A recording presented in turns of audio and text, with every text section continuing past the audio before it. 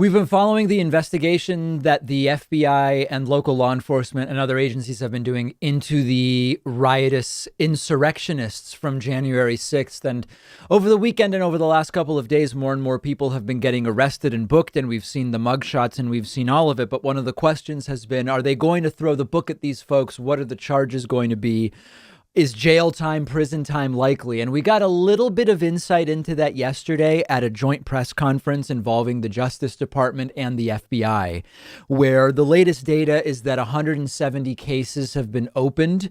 And many folks are going to be facing some pretty serious charges. Of the 170 people found so far, 70 have been charged. And that's expected to grow into the hundreds. Notably, there are many who will be facing charges of sedition, which carries up to 20 years in prison.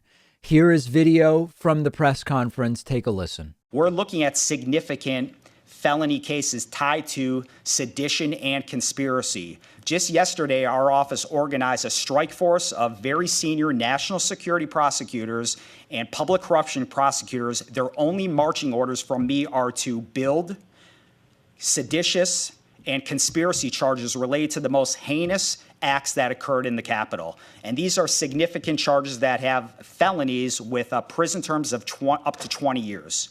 In addition to that, we're looking and taking a priority with cases in which weapons were involved and cases in which destructive devices were involved. As people know through news reports, there were pipe bombs found outside the Capitol. The ATF is working on that. Metro Police is working on that. FBI is working on that to find that individual or individuals who planted those devices. So in addition to just those rote cases we're looking at, we're going to focus on the most significant charges as a deterrent, because regardless of if it was just a trespass in the Capitol or if someone planted a pipe bomb, you will be charged and you will be found. So there's much to discuss here. First of all, just because they are seeking certain charges or even filing certain charges initially tells us very little about how much prison time, if any, these individuals are going to do. And we're going to talk through that. Now, in the background of all of this is another issue, which is that the question of murder charges also needs to be considered for those involved in the deaths that took place. But we'll get to that sort of when we come to it. I do think it's important that we temper our expectations, and I'll give you an example of that. And I got a few emails from lawyers about this. My instinct was this, and then a few lawyers in the audience emailed me about it. Sedition is a very high bar to meet in a court of law. And arguably for good reason, because it's an extremely serious charge. It's essentially a crime against your country in a way. And so I doubt we will see many sedition convictions, if any. The legal definition of sedition is precise, and we'll look at it. But my expectation is we're going to see people go down for lesser charges, likely still federal charges, many with some prison time associated as well. But sedition is the act of inciting revolt or violence against a lawful authority with this is the key part, with the goal of destroying or overthrowing it. This is very much like perjury. And we've talked before about how, colloquially speaking, perjury takes place all the time during trials. People get up there and they say things that aren't true. And to some degree, they know that they're not true. But proving perjury, because you need to prove intent to deceive, is difficult, and it doesn't happen very often.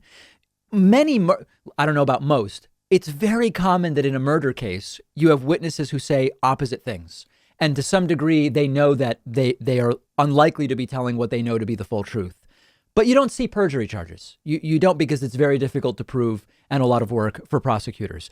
Much like with sedition, because the goal of destroying or overthrowing the authority is part of the definition of sedition. A good lawyer, and some of these people are going to have good lawyers. Many will not, but some will. A good lawyer is going to be able to defeat or at least introduce significant doubt about the intent of the actions. They will say, maybe, listen, they're on camera breaking the window or doing this in Nancy Pelosi's office or whatever the thing is. But disturbing the peace, trespassing, whatever. But to show intent to overthrow is going to be really tough. Now, some of these people were dumb enough to post their intentions on social media. And in those cases, it will be more difficult to overcome. But the point is, law is weird in that way, and there are good reasons for it in many cases. But I think we should just be realistic about what our expectations should be. The other thing that sometimes will happen is that events where things are done as a group, you might much more easily be able to say, as a group, this was seditious. As a group, what this was the attempted overthrow of an authority. But that doesn't necessarily mean you can apply that exact same intent and agency to the individual person in a court of law. And to be clear, I'm talking only what we are expecting to happen in a court of law. So the point is, let's wait and see. But the good news so far is that the number of people charged is soon to get into the over 100, and it really should go significantly higher.